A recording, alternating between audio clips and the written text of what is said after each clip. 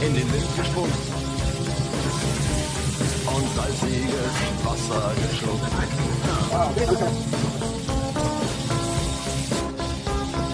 新疆大盘鸡。